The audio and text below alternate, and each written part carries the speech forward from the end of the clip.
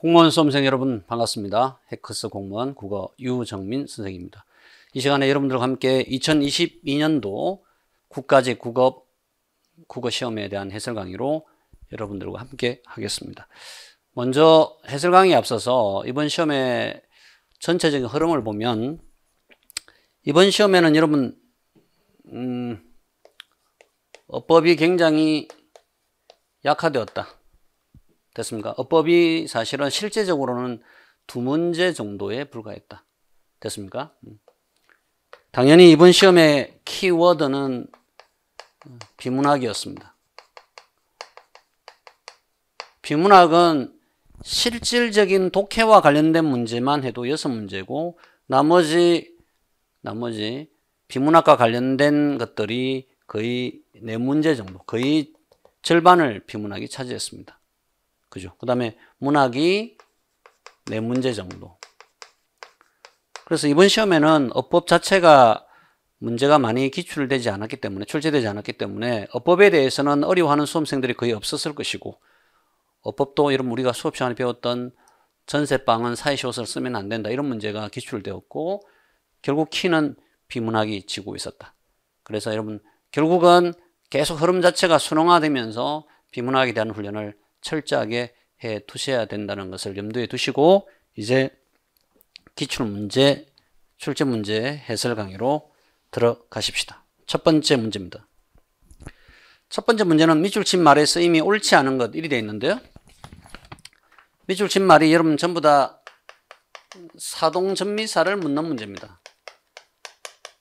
사동전미사가 이희리기 우구추, 그죠? 그런데 거기 보면 1번에 능력을 썩히는 거지. 내가 내 힘으로 열심히 하지 않고 능력을 썩히는 거. 그 다음에 쓰레기를 썩히다. 다 사동입니다. 사동. 됐습니까? 엄마의 속을 썩이다죠. 썩이다. 됐습니까? 그래서 결국 요걸 묻는 문제가 1번 문제였습니다. 됐죠? 부모님의 속을 썩이다. 실제 1번 문제가 조금 헷갈렸을 것입니다. 됐죠? 수험생들은. 그 다음에 기계를 창고에서 썩히다. 됐습니까? 나머지는 다 썩히다고 사동은 사동인데 속을 썩이다. 이게 1번 문제가 되겠습니다. 2번 문제입니다. 가를 고쳐 쓴 것으로 옳지 않은 것은 이랬습니다. 이건 여러분 우리가 기본 이론만 시간에 제대로 배운 수험생들이라면 어려운 문제는 아니죠. 오빠는 생김새가 나하고는 많이 달라. 틀려가 아니라 틀리는 것은 정답이 틀리는 것이고, 됐습니까? 달라. 좋은 결실이 맺어졌으면 하는 바람입니다. 당연히 이거는 바라다에서 왔기 때문에 바람이 맞는 것이죠. 그래서 이걸 바램으로 고치면 당연히 답이 성립이 되지 않죠. 이때 바래다는 것은 색깔이 바래다 이랬습니다. 됐죠? 오케이. 내가 오직 바라는 것은 네가 잘 됐으면 좋겠어. 됐습니까? 내가 뭐뭐 하는 것은 이건 우리가 어법 시간에 많이 했습니다. 내가 뭐뭐 하는 것은 네가 잘 됐으면 좋겠다는 것이다. 됐습니까? 뭐뭐 하는 것은 뭐뭐 하는 것이야. 그죠? 됐습니까? 신은 인간을 사랑하기도 하지만 당연히 필수적 부사가 생략되어 있었죠. 필수적 부사어 인간에게 시련을 주기도 하신다. 됐습니까? 오케이. 그래서 답은 2번. 2번은 그대로 바랍니다. 바라다를 그대로 써야 되겠죠. 답은 2번이 확실히 맞습니다. 됐죠? 이 문제도 어렵지 않았습니다. 됐나요? 오케이. 세 번째, 사자성어의 쓰임인데요. 사자성어의 쓰임. 여러분 1번에 보면 1번에 구곡간장 9구비로 되어 있는 창자다. 그죠? 창자. 그는 구곡간장이 끊어지는 듯한 슬픔에 빠졌다. 오케이. 맞죠? 애간장이 끊어진다. 2번 코카가세. 코카가세는 학문을 굽혀서 세상에 아첨할 때. 됐습니까? 지식인들이 됐습니까? 정권에 아부한다든지 이렇게 할 때 학문의 정도를 걷지 않고 코카가세 하는 사람이 많죠. 3번 구밀볶음. 시험에 여러 번 나온 거죠. 입에는 꿀을 바르고 가슴에는 칼을 찼다. 배신하고 이럴 때 말이야. 그죠? 이유 없이 친절한 사람은 구밀복금일 수 있으니 조심해야 된다. 답은 요게 틀린 거죠. 신중한 태도로 문제의 본질에 접근하는 당난거철. 여러분 당난거철은 하루 강아지 법무서운 줄 모른다.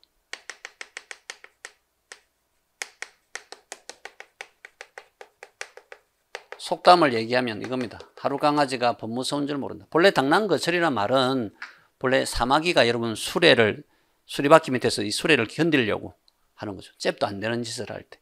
됐습니까? 하루 강아지 법무서운 줄 모른다. 문맥에 전혀 맞지가 않다. 됐습니까? 오케이. 다음 대화에서 나타난 지민의 의사소통 방식으로 가장 적절한 것은 결국은 비문학 문제입니다. 생각보다 답이 너무 쉽게 나와요. 생각보다. 지난번에 너랑 같이 들었던 면접 전략 강의가 정말 유익했다. 그랬어? 나도 그랬는데. 특히 아이스크림 회사의 면접 내용이 도움이 많이 됐어.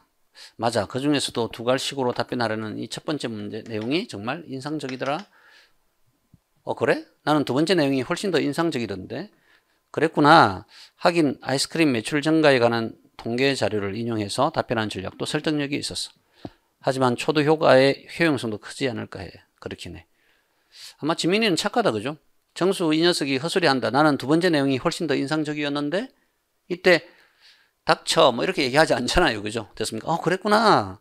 하긴 그 통계 자료도 괜찮아. 선택지가 너무 쉬워요. 1번. 자신의 면접 경험을 예로 들어 상대방을 설득하는 게 아니죠. 상대방을 인정하는 거죠. 2번. 상대방의 약점을 공략? 말이 안 되지. 3번. 상대방의 견해를 존중하면서 자신의 의견을 제시하고 있다. 답은 3번이라고 해야 되겠습니다. 됐죠? 4번은 상대방과의 갈등 해소를 위해서. 지금 갈등이 나타나 있지 않잖아요. 됐습니까? 답은 3번이 되겠습니다. 넘어갑시다. 5번. 다음 글에 대한 이해로 적절하지 않은 것은? 여러분 구운몽이죠. 됐습니까?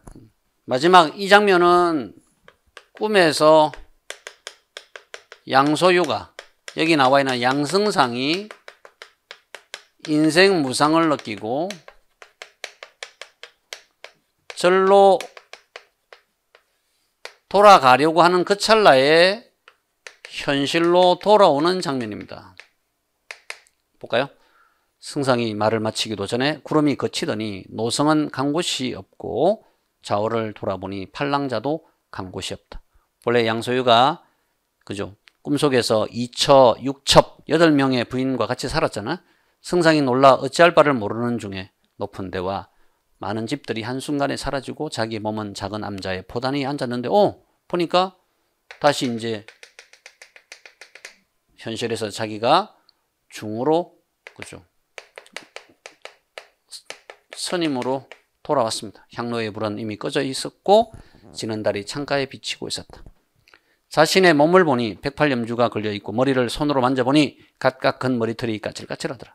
완연한 소화상의 몸이요 전혀 대승상의 위가 아니었으니 이에 제 몸이 인간 세상의 승상 양소유가 아니라 연하도량, 도량이라 말은 절입니다. 절, 사찰, 행자, 성진임을 비로소 깨달았다.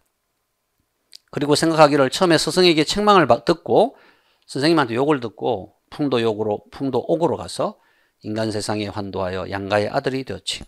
그리고 장원 급제를 해서 한림학사가 된 후에 출장 입상하고 나가면 장수가 되고 들어오면 재상이 된다 이런 말입니다. 출세한다 이런 말이지. 공명신태하여 두 공주와 6 낭자로 더불어 즐기던 것이 다 하룻밤 꿈이었구나. 이게 이제 인생무상이죠.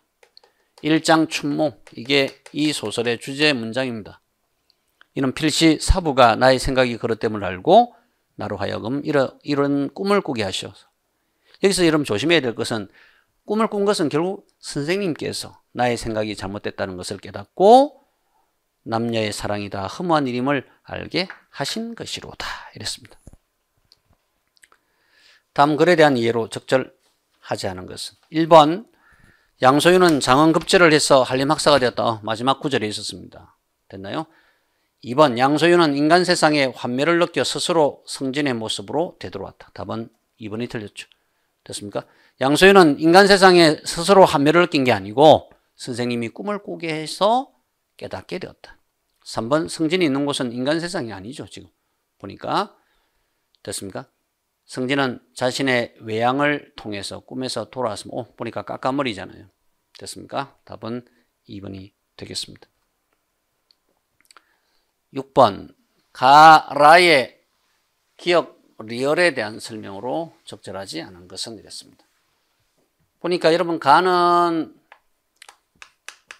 유흥부의 시조고 간밤에 부든 바람에 눈설이 치단 말인가.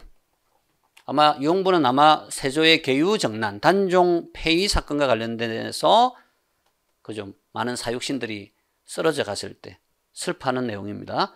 낙낙장송, 낙낙장송은 큰 소나무죠. 당연히 이런 바람과 눈서리는 시련 이런 것을 상징하고 여기서는 세조의 계유정난을 이야기합니다. 큰 소나무는 여기서는 대신들이죠. 충신들 다 기울어 간다.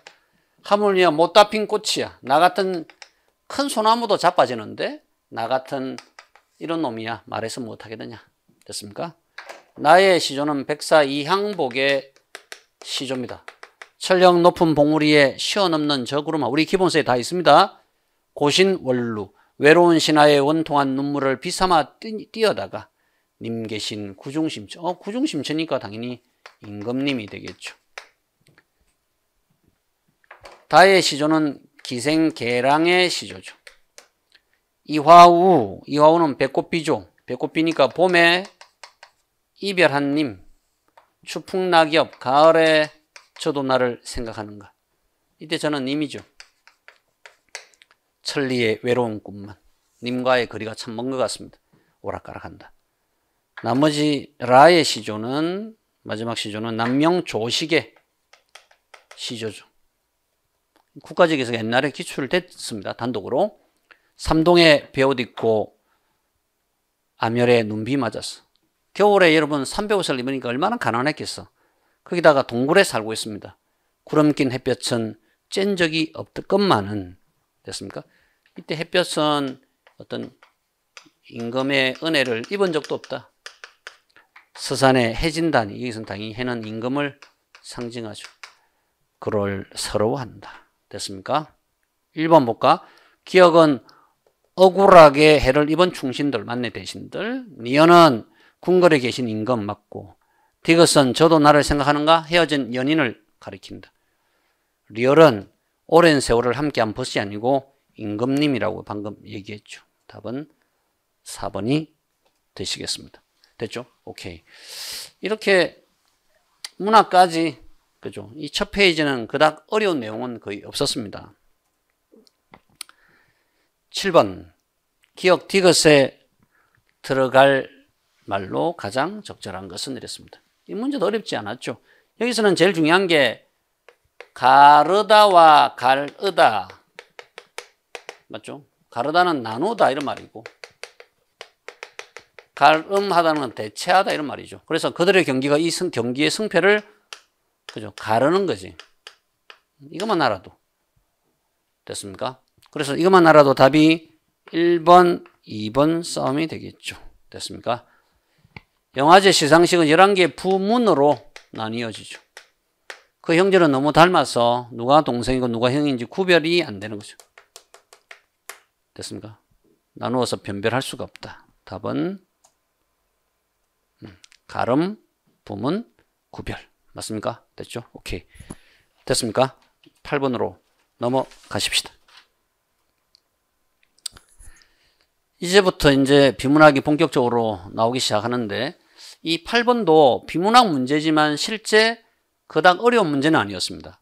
문제가 동기화 단계 조직에 따라 이 단계에 따라서 글을 쓸 때 가마를 배열한 것으로 적절한 것을 묻습니다.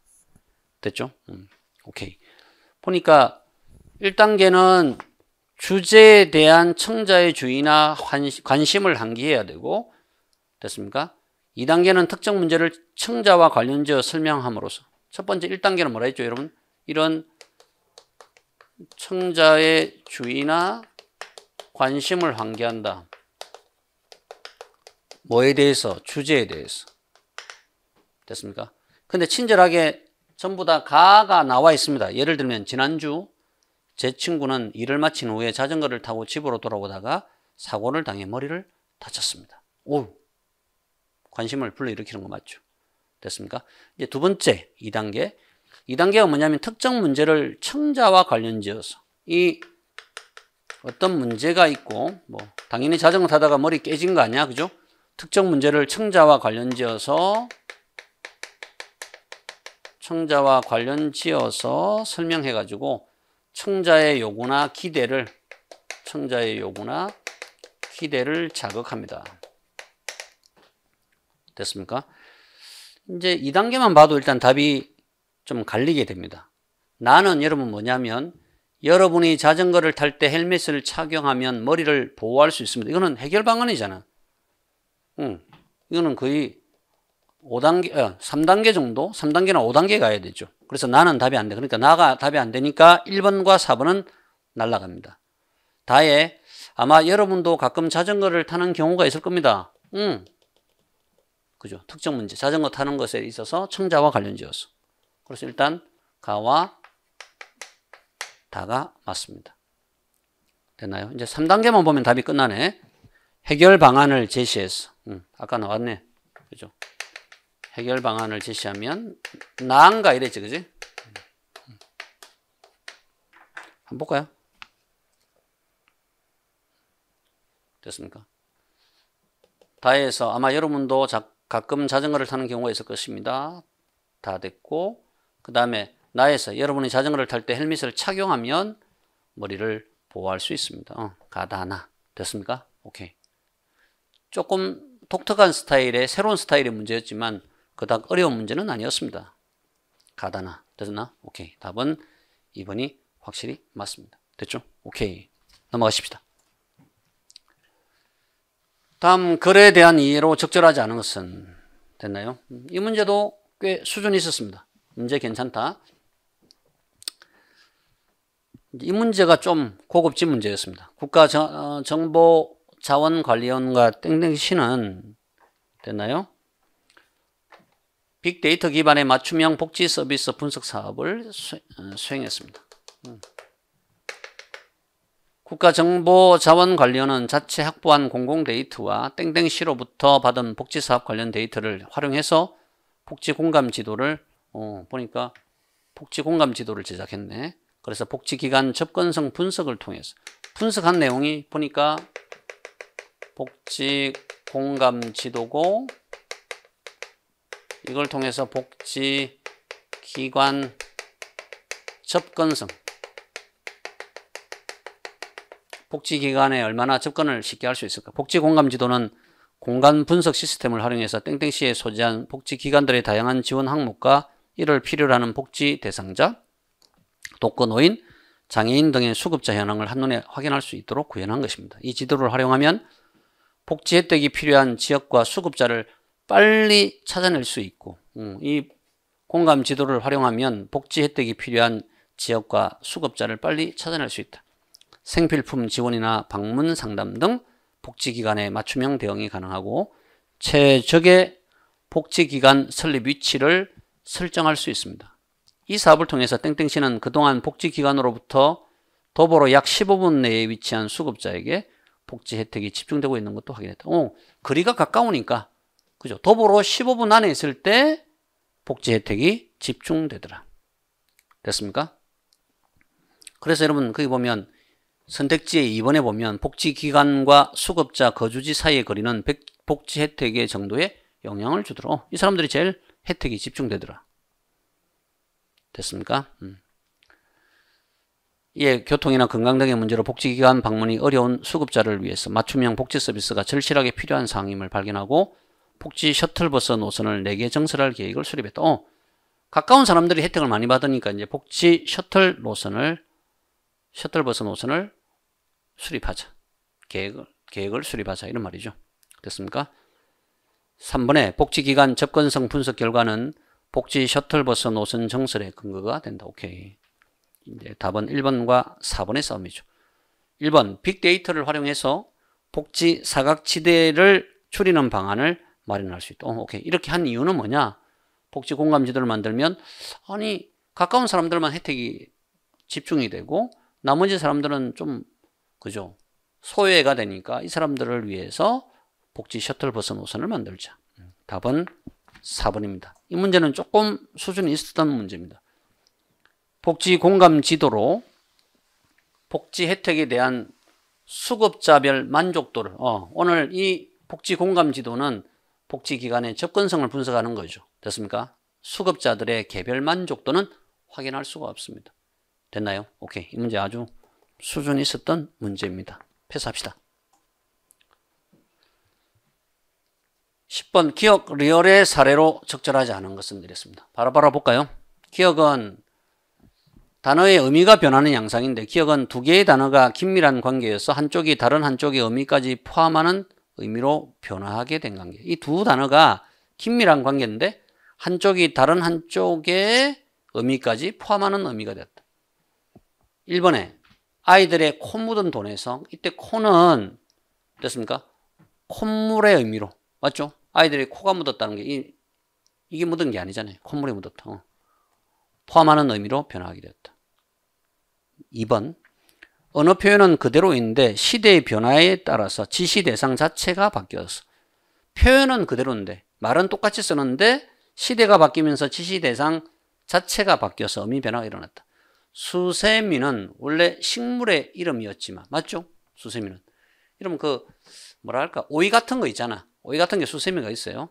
오늘날에는 그릇을 씻는 데 쓰는 물건 전혀 다른 의미로 바뀌었네. 됐습니까? 오케이. 묘수는 본래 바둑에서 만들어진 아주 특수한 용어잖아요. 근데 일상적인 언어 생활에서 됐습니까? 이런 의미로 사용됩니다. 됐죠? 디귿이 뭐냐면 특수한 영역에서 사용되던 말이에요. 이게 일반화가 되었다는 거죠. 됐습니까? 그래서 답은 3번입니다. 3번은 당연히 이 케이스에 맞지 않지. 그대로 대입을 하려면 특수한 영역에서 사용된 단어가 일반화가 돼야 되는데 됐습니까? 여기는 뭐라고 3번은 나와 있냐면 일반적으로 배꼽이란 것은 그죠? 우리가 엄마하고 떨어질 때 생긴 자리라를 가리키지만 요게 바둑에서 바뀐 거죠. 바뀐 거. 됐습니까? 그래서 답은 3번이 확실히 맞습니다. 됐죠? 오케이. 이게 거꾸로 돼야만 얘가 가능한 거죠. 됐습니까? 일반적인 배꼽이 바둑에서는 이런 말을 쓴다는 것은 이 케이스에 전혀 맞지가 않다. 됐나요? 오케이. 11번으로 가십시다. 다음 글에 대한 이해로 적절하지 않은 것은 이랬습니다. 보니까 시장님께 쓰는 글입니다. 저는 농장을 운영하는 사람입니다. 농장 근처에 신축된 골프장의 빗공해 문제에 대해서 말씀드리는 거죠.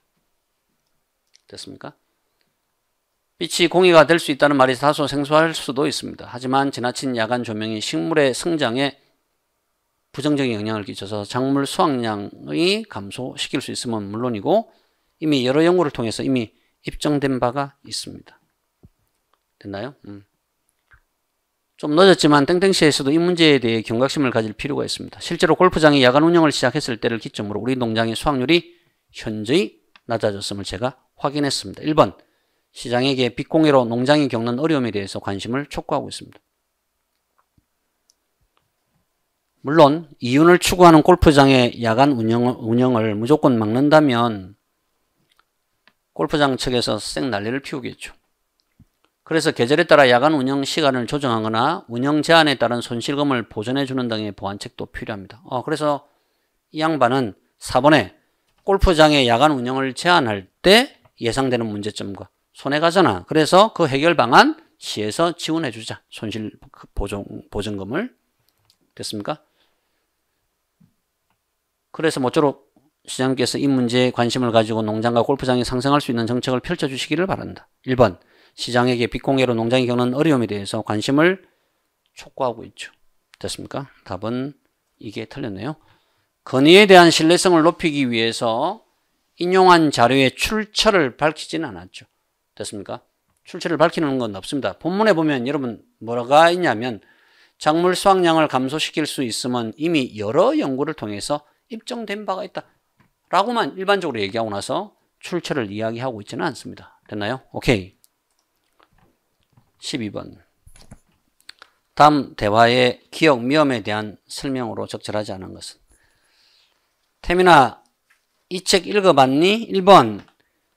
기억은 청자보다, 말을 듣는 사람보다 화자, 말을 하는 사람에게. 됐죠? 가까이 있는 거. 이 책 봤어? 이 책? 그냥 가까이 있는 거죠. 니은은, 아니, 그 책은 아직 읽어보지 못했어. 됐죠? 이때 말하는 태민이보다, 그죠? 듣는 청자, 이진이에게 그 책이 더 가까이 있는 거죠. 됐습니까? 1번 맞습니다. 기억은 청자보다 하자에게 가까운 것이고, 니은은 말을 하는 태민이보다 그 책, 그죠? 이진이에게 가까운 책이죠. 됐습니까? 그렇구나. 쭉 얘기하다가, 그럼 저 책은 어때? 한 권 더 추천해 줄래 하니까, 그럼 저 책은 어때? 디귿은 화자보다 청자에게 멀리 있는 대상. 이때는 청자는 모르겠고 화자에게는 멀리 있는 책이죠. 저 책 저거는 뭐야? 저 책 어때? 저 책? 됐습니까? 답은 2번이 틀렸습니다. 3번에 저 책은 어때? 하니까 그래 그 책도 함께 읽어볼게. 당연히 저 책과 그 책은 3번에 디귿과 리얼은 같은 대상을 가리키죠. 됐습니까? 마지막으로 두 책을 들고 계산대로 간다. 읽어보겠다고 하니 생일 선물로 이 책 2권을 사줄게. 됐습니까? 이 책 2권이니까 읽어보지 않았던 그 책과 저 책. 맞습니까? 2권을 다 포함하는 것이죠. 답은 2번이 되겠습니다. 화자보다 청자에게 멀리 있는 대상이 아니고, 그래, 아니, 그 책은 읽지 못해서 하니까, 그럼 저 책은 어때? 저 책? 그러니까 말을 하는 화자보다 멀리, 화자에게 있어서 멀리 있다는 말이죠. 됐습니까? 답은 청자는 정확하게 알 수 없고 화자는 멀다 이런 말이죠. 됐습니까? 표시합시다.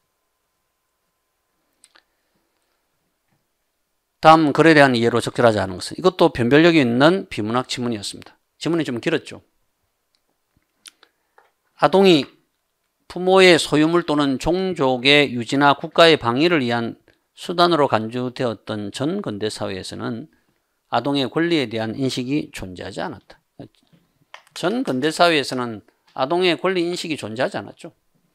산업혁명으로 봉건제도가 붕괴되고 자본주의가 탄생한 근대 사회에 이르러서 구빈법에 따른 국가 개입과 민간단체의 자발적인 참여로 보니까 근대 사회가 되면서 아동보호가 시작이 되었습니다. 그래서 1번 아동의 권리에 대한 인식은 됐습니까? 아동에 대한 인식은 근대 이후에 형성이 되었다. 1번은 정확히 맞습니다. 틀리지 않았죠. 1922년 잽 여사는 아동권리 사상을 담아 아동권리에 대한 내용을 성문화했다. 이를 기초로 24년에 국제연맹에서는 아동권리에 관한 제네바 선언을 채택했네요. 여기에는 아동은 물질적으로나 정신적으로 정상적인 발달을 위해 필요한 조건이 충족되어야 한다라든지 아동의 재능은 인류를 위해 쓰인다는 자각 속에서 양육되어야 한다 등의 내용이 포함되어 있습니다. 그러나 여기에서도 여기가 뭐냐면 제네바 협약이죠. 제네바 협약, 제네바 선언. 그러나 여기에서도 아동은 보호의 객체로만 인식되었을 뿐. 이 제네바 선언에서도 아동은 보호의 객체로서만 인식되었을 뿐. 당연히 출제자라면 이런 문제를 시험에 내죠. 생존 보호 발달을 위한 적극적인 권리의 주체로 인식되지는 않았다. 그래서 여러분 답은 4번이 틀렸습니다. 4번 볼까? 아동 권리에 관한 제네바 선언은 아동을 적극적인 권리의 주체로 인식함으로써 아니네. 권리의 주체로 인식하지는 않았다. 됐습니까? 정확하게 눈으로 확인해야 됩니다.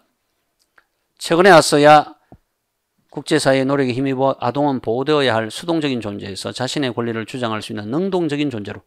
이 아동이 능동적인 존재라는 것은 거의 최근이네, 최근. 됐습니까?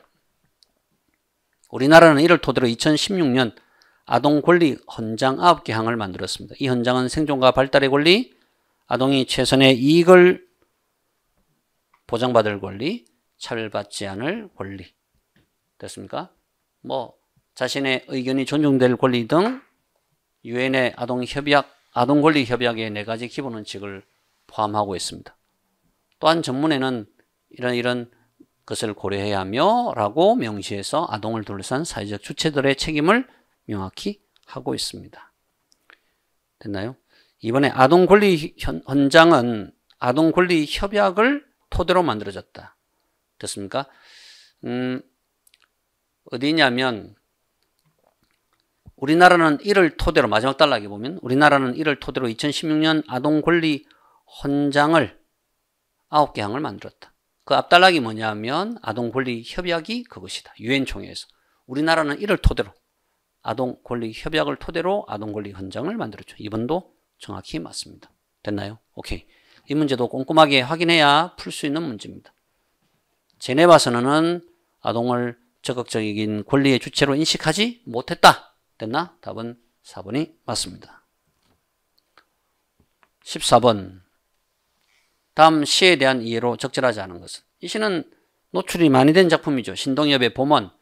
봄은 남해에서도 이때 봄은 통일을 이야기합니다. 통일은 남한에 의한 통일, 북한에 의한 통일 되지 않는다. 우리의 통일은 제주에서 두만까지 온결의 아름다운 논밭에서 우미 튼다. 겨울은 분단이죠. 분단은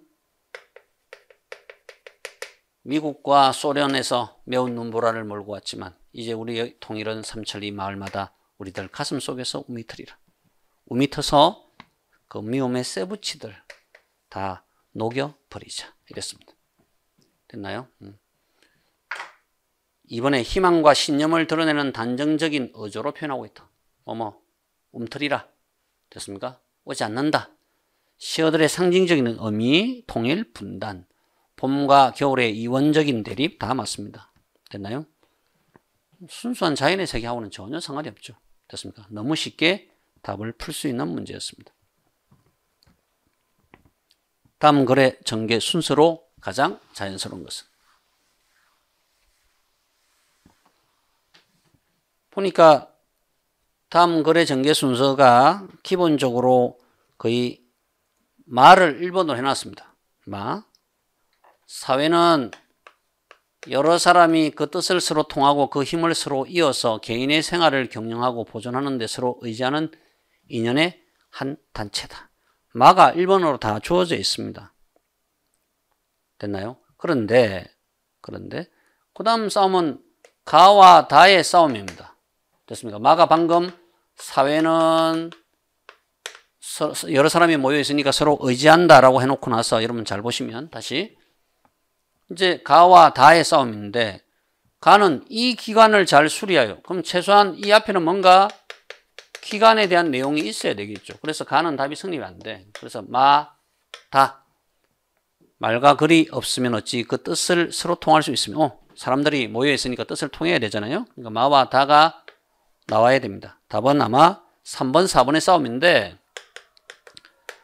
됐습니까? 3번, 4번의 싸움인데 선생님은 답을 쉽게 찾았던 게 뭐냐면 이 기간 때문에 최소한 이 기간을 잘 수리하려고 하면 최소한 여기서 여러분 기간이란 말이 나와야 되죠. 됐습니까? 기간이란 말이 나와야 됩니다. 됐나요? 그래서 최소한 이 간은 이름으로 말과 글은 한 사회가 조직되는 근본이요 사회 경영의 목표와 지향을 발표해서 그 인민을 통합시키고 작동하게 하는 기관과 같다. 최소한 나 다음에 가가 나요. 어디에 나오든지 간에. 됐습니까? 마 다음에 나 다음에 가가 나와야 된다. 그래서 답이 이렇게 나와야 되겠죠. 최소한 마와 다는 이렇게 연결돼야 되고 가가 나 뒤에 나와야 된다. 요거 절대 잊어버리면 안 됩니다. 됐습니까? 오케이. 넘어갑시다. 16번.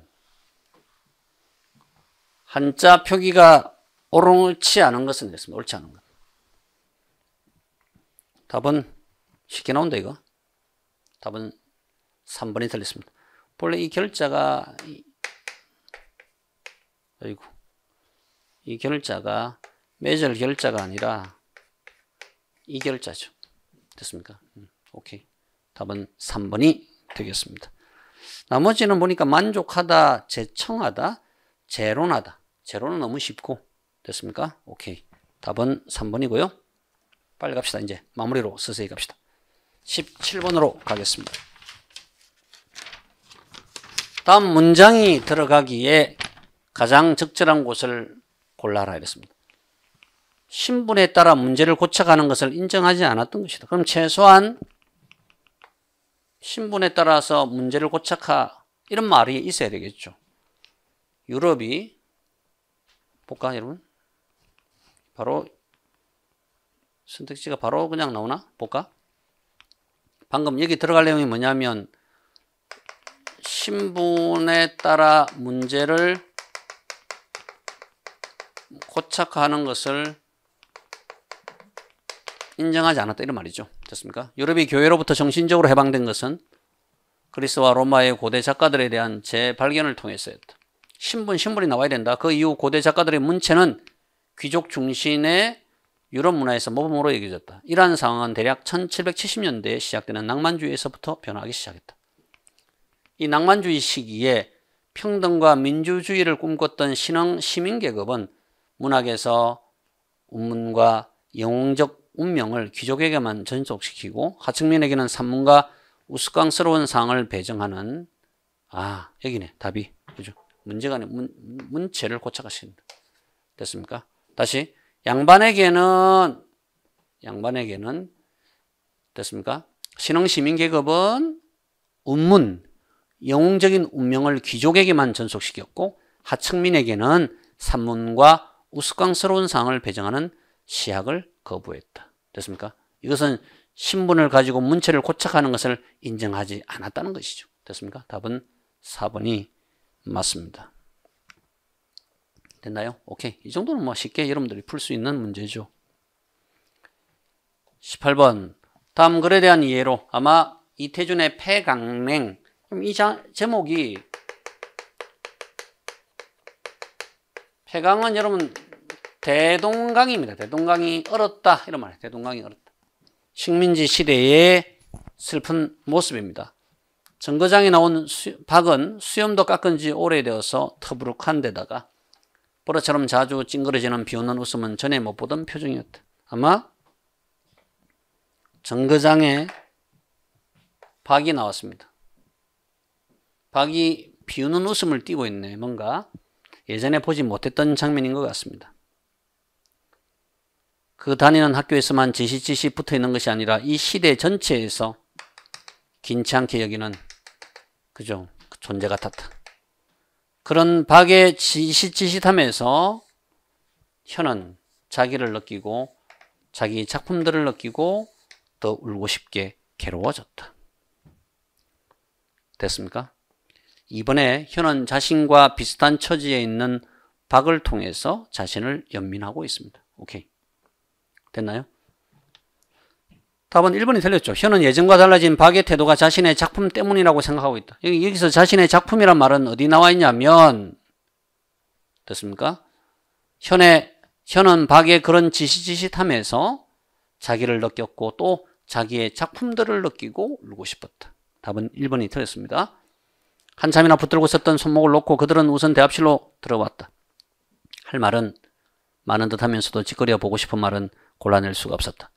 이내 다시 일어나 현은 나 좀 혼자 걸어보고 싶네 하였다. 그래서 박은 같이 있기 좀 슬펐던 것 같습니다. 그래서 혼자 걷고 싶다라고 해서 저녁에 김을 만나 가지고 대동강가에 있는 음식점으로 나오기로 하고 현만이 모란봉으로 온 것이다. 오면서 자동차에서 시가도 가끔 내려보았다. 전에 본 기억이 없는 새 빌딩들이 꽤 많이 들었었다.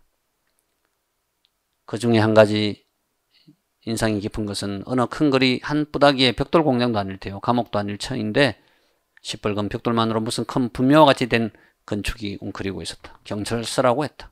2번, 3번에 현은 새 빌딩들을 보고 도시가 많이 변화하고 있음을 인지하고 있다. 현은 시뻘건 벽돌로 된 이 경찰서를 보고 암울한 분위기를 느끼고 있었다. 왜냐하면 무슨 큰 분묘, 무덤과 같이 된 건축이 웅크리고 있었다. 힌트를 얻어야 되겠죠. 답은 1번. 혀는 예전과 달라진 박의 태도가 자신의 작품 때문은 전혀 상관이 없죠. 됐나요? 오케이.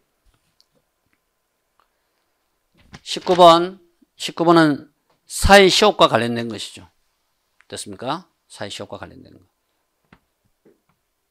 순 우리말로 된 합성어에서 가에서 아래와 집 아랫집 됐습니까? 1번 맞고 2번 순 우리말과 쇠 조각 그죠? 쇠는 한자잖아요. 쇠와 조각으로 됐습니까? 됐나요? 쇠 조각 됐나요? 앞말이 모음으로 끝날 때 사이시옷을 붙여서 된소리가 된다? 됐고. 됐나요? 답은, 잠시만, 여러분, 잠시만. 이게, 그게 아니고, 다시 정리하면, 가에서, 아래와 집, 우리말과 우리말 맞고, 쇠도 우리말이고, 쇠 철자가 철이 한자죠. 쇠와 조각도 우리말이잖아요. 쇠 조각. 일단 가에 들어갈 말은 다 맞습니다. 나는 보니까 순 우리말과 한자어로 된 합성어였어요. 예를 들면 4번의 자리는 우리말이잖아요. 새는 우리가 세금할 때 세자입니다. 한자. 그래서 자릿세 맞죠? 근데 답은 3번이 틀렸죠. 3번은 일단 볼까? 3번은 전세방은 여러분 이 전세 자체도 한자고 방도 한자잖아요. 그래서 일단 나에서 우리말과 한자어에 해당되지도 않고 여기 전세방은 사이시옷을 쓰면 된다 안 된다? 안 되죠. 됐습니까? 발음은 전세방이지만 왜? 한자와 한자어에서 한자와 한자어에는 곡간, 착간, 택간, 세방, 숫자, 횟수 세방만 전세방은 안 된다. 됐습니까? 이건 우리가 여러 번 했던 것이죠. 그래서 이거는 기본적으로 이렇게 써도 답이 안 되고 그 다음에 얘네들이 우리말과 한자의 합성어가 아니라 한자와 한자의 합성어라서 더 답이 성립이 되지 않습니다. 됐나요? 오케이. 이제 마지막 문제로 들어가십시다. 글쓴이의 견해에 부합하는 것은 됐습니다. 이 문제도 수준 있는 문제입니다. 이번에는 결국 비문학이 키를 쥐고 있다. 문화란 공동체의 구성원들이 공유하는 생각과 행동 양식의 총체라고 할 수 있다. 문화에 대한 얘기입니다. 문화를 연구하는 사람들의 주된 관심사는 특정 생각과 행동 양식이 됐습니까? 특정 생각과 행동 양식이 즉 문화잖아. 이 문화가 공동체 안에서 전파되는 기제가 된다. 이에 대한 견해 중에서 문화가 공동체에서 된다라고 하는 견해 중에서 하나는 문화를 생각의 전념이라는 각도에서 본다. 첫 번째. 리처드 도킨스는 밈이라는 우리가 많이 쓰잖아요. 지금도. 우리 밈이라는 개념을 통해서 생각의 전념 과정을 설명하고자 했습니다. 그에 따르면 문화는 복수의 밈으로 이루어져 있는데 유전자에 저장된 생명체의 주요 정보가 번식을 통해서 복제되어서 개체군 내에서 확산되듯이 맞죠? 밈 역시 유전자와 마찬가지로 첫 번째는 문화는 생각의 전념이다. 밈을 봐라. 밈은 됐습니까? 유전자와 마찬가지로 공동체 내에서 복제가 된다. 그래서 똑같은 유행어를 쓰고 똑같은 행동을 하고 이렇게 하잖아요. 그죠? 갑시다. 그러나 문화 전파의 기제를 설명하는 이론으로는 밈 이론보다 의사소통 이론이 더 적합해 보인다. 밈 이론보다 의사소통 이론이 더 적절해 보인다. 그래서 일단 답은 1번입니다. 미리. 문화 전파의 기제는 밈 이론보다는 의사소통 이론으로 설명하는 것이 적절하다. 1레로 요크셔 지역에 내려오는 독특한 푸딩 요리법은 누군가가 푸딩 만드는 것을 지켜본 후 그것을 그대로 따라하는 방식으로 전파되었다기보다는 됐습니까? 그대로 복제하는 게 아니고 푸딩 요리법에 대한 부모와 친척, 친구들의 설명을 통해 입에서 입으로 전파되고 공유되었을 가능성이 크다. 즉 의사소통, 엄마하고 딸하고, 그지? 생명체의 경우와 달리 문화는 완벽하게 동일한 형태로 전파되지 않습니다. 그래서 아마 2번이 더 맞죠. 의사소통 이론이. 똑같이 복제하는 게 아니고 전파된 문화와 그것을 수용하는 결과는 큰 틀에서는 비슷하더라도 세부적으로는 다를 수밖에 없습니다. 다시 말해 요코시 지방의 푸딩 요리법은 다른 지방의 푸딩 요리법과 변별되는 특색을 지니는 동시에 요코시 지방 내부에서도 가정이나 개인에 따라 약간씩의 차이를 보입니다. 이는 푸딩 요리법의 발신자가 전해준 정보에다가 자신의 생각을 덧붙였기 때문인데, 그냥 복제하는 게 아니고 복제의 관점에서 문화의 전파를 설명하는 이론으로는 이 같은 현상을 설명할 수가 없죠. 반면 의사소통 이론으로는 설명이 가능합니다. 결국 그래서 밈 이론보다 의사소통 이론이 더 적절하다. 됐습니까? 답은 1번이 확실히 맞죠. 2번목과 2번 의사소통 이론에 따르면 문화의 수용 과정에는 수용 주체의 주관이 개입되지 않는 게 아니라 엄마의 푸딩 요리법을 딸이 똑같이 따라하지 않잖아요. 딸의 주관이 들어간다. 그죠? 그래서 2번도 탈락. 3번 의사소통 이론에 따르면 특정 공동체의 문화는 다른 공동체로 복제하면 이거지. 밈이지, 밈. 의사소통 이론이 아니고요. 4번 요코시 푸딩 요리법이 요코시 지방의 가정이나 개인에 따라 세부적인 차이를 보이는 현상은 밈 이론이 아니라 밈 이론에 의해 설명될 수 있는 게 아니죠. 의사소통 이론으로 설명이 되어야 된다. 이해하시겠습니까? 오케이, 정리하겠습니다. 먼저 여러분 국가직 시험을 치르느라 고생이 많으셨습니다. 그리고 국가직 시험은 충분히 해볼 만한 시험이었습니다. 왜냐하면 어법 자체가 그닥 어렵지 않았고 그 다음에 문제가 워낙 적었고, 됐습니까? 계속 추세에 따라서, 특히 국가직은 추세에 따라서 비문학에 대한 강세가 계속 강화되고 있습니다. 그렇죠? 그래서 여러분 어법은 합격의 문을 열기 위해서 기본적으로 공부하는 것이지만 합격의 문을 닫기 위해서는 끊임없이 비문학 공부를 철저하게 해야 된다. 여러분 그렇다고 해서 지방직이나 서울시 시험 같은 경우는 어법이 이렇게 2문제 이렇게 나오지 않습니다. 좀 더 훨씬 더 6문제 가까이 더 나올 거라고 믿고 어법에 대한 공부도 소홀히 하지 마시고 거기다가 비문학에 대한 훈련, 비문학에 대한 공부를 철저하게 해서 어떤 시험이 나오더라도 내가 자신감 있게 대응할 수 있는 실력을 갖추는 게 중요합니다. 이번 국가직 시험을 치른 수험생들은 결과에 연연하지 마시고 또 지방직 서울시까지 마지막까지 최선을 다해서 합격의 영광을 가져가시기를 바랍니다. 더 좋은 강의로 여러분들과 함께 하겠습니다. 고생하셨습니다.